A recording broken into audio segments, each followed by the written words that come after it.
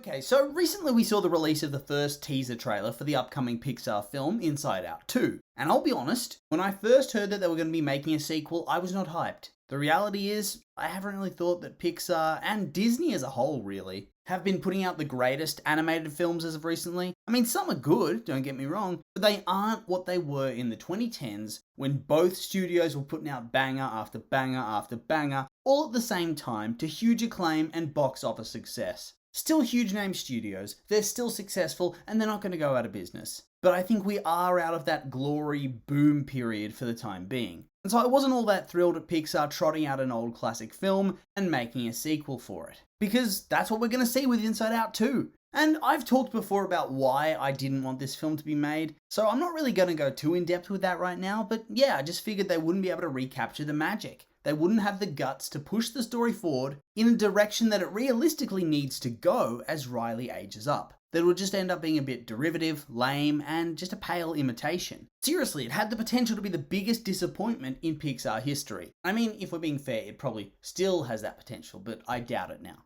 Anyway, but those were my fears. Dead set against it. Until the teaser dropped, and I'll be honest, I started to pretty quickly come around to a new way of thinking. Yes, I know. Fickle. And I saw that, well, it looks like they're actually going to be pushing forward the story into a fresh direction and address the emotional changes that happen through puberty. And I think this promise was largely encapsulated by the introduction of a new character, Anxiety, an orange emotion who pretty much encapsulates one of the big shifts that comes to many people during puberty, an increase in the number of anxious thoughts. So to me, this promised that they weren't going to be shying away from any of the major topics of puberty, or at least the negative side of things. Now, they proved before that they could do this during the course of the first film, but that was still the life of a child. This is going to be teenage topics, puberty, hormones, all that sort of stuff. Things that, I don't know, historically might have been considered a little too mature for this type of film sometimes, but nonetheless, are pretty necessary overall when you're trying to make a good Inside Out sequel.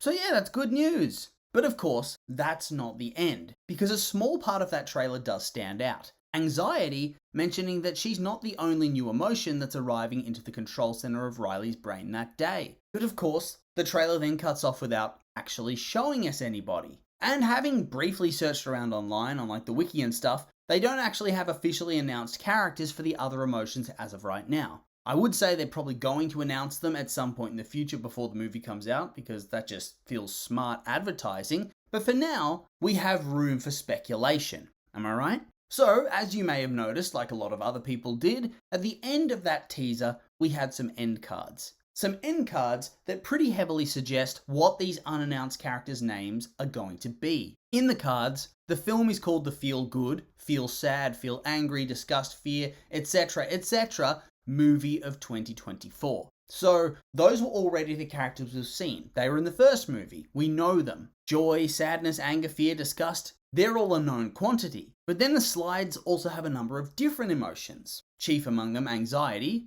who is our confirmed new character. And so now it becomes pretty clear that these slides are pretty much telling us who the character's going to be and what they're going to be like. And we only need to look at them to see what we're dealing with. And so just a brief look is going to tell us that there's 3 more emotions after Anxiety, and they are embarrassment, envy, and a French word, I believe. Lovely. Butchering the French language, one of my favorite pastimes. Excuse me while I Google how to say this so I don't embarrass myself. Apparently, it said ennui? Ennui? Oh no. I hope I'm not getting it wrong. Anyway, ennui. Very interesting choice of emotion, but why not? And so yeah, embarrassment speaks for itself, and so does envy. I think we all know what that means, along with anxiety. And so now all we have to explain is ennui. And fair enough if you don't know this one, because I didn't know it till I Googled it. No shame. So apparently the dictionary definition is the state of feeling disinterested in one's surroundings, having nothing to do, or feeling that life is dull. Basically feels like being melancholy to me, but okay. Why do I feel so melancholy? And yeah, when I said that they really needed to work to capture that authentic puberty experience, I didn't expect they go quite so hard as they seem to be doing. Anxiety, envy, embarrassment, ennui. Hell yeah! That feels very, very accurate to my personal teenage experience, and if we're being real for a moment, feels very accurate to my adult life at times as well.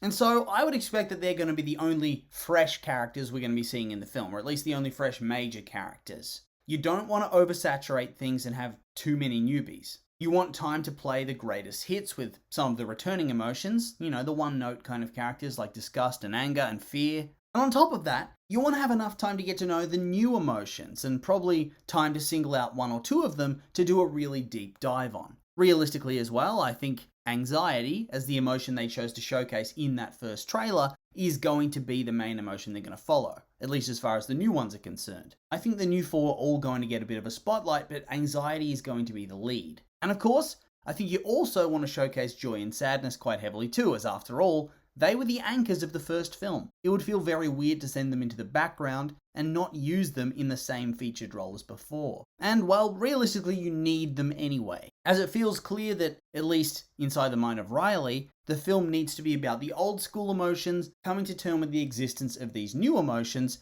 and how they're going to impact the way in which Riley behaves. And in all honesty, I think we're going to see the opposite progression of things that we saw in the first film. Last time, we saw that joy stood in the way of the other emotions, which in turn was stunting Riley emotionally and limiting her responses to different situations. But this time, I think she's going to take a step back and give the new emotions more freedom to do their thing, kind of simulating how in puberty, all of these things are going to come to the forefront quite unexpectedly and uncontrollably. And to me, all of these new emotions are ones that have minimal upside in my eyes. Like anxiousness, nah. Envy? I think it's mostly a bad thing unless it inspires you to work harder or something like that. Embarrassment's such a shitty feeling. And ennui? Well, who wants to feel listless and directionless, bored with life? That kind of sucks. That melancholy feeling is the worst. As for what Riley herself is going to go through because of all this emotional upheaval, well, I'd say they're probably going to take a very broad, greatest hits approach to puberty. They took a very relatable concept for the first film, moving to a new place, away from your old life,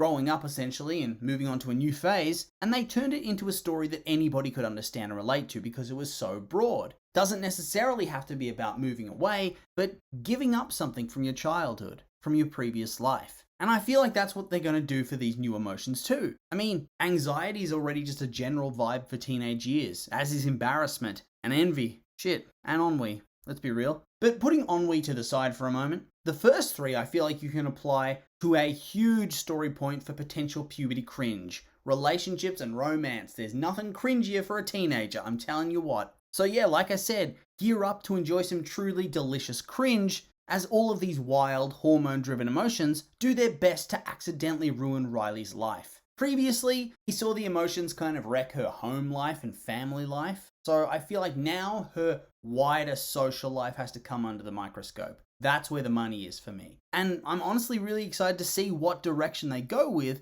once these new emotions are given the wheel. I feel like this film is gearing up to be just as chaotic and moving as the first one, and so strap yourselves in, eh? But yeah, after that, nothing really much else to say. We've talked about the potential future emotions and how I think they'll tie into the story broadly, but it's not like I have the full script right now, so going into the story beats without more content from trailers and whatnot seems very premature. And so with all that being said, these have been my opinions, and I'd like to hear yours. What do you think about what I've said? Do you agree with me? Disagree maybe? I'm curious for your thoughts, so make sure to like, comment and subscribe and let me know.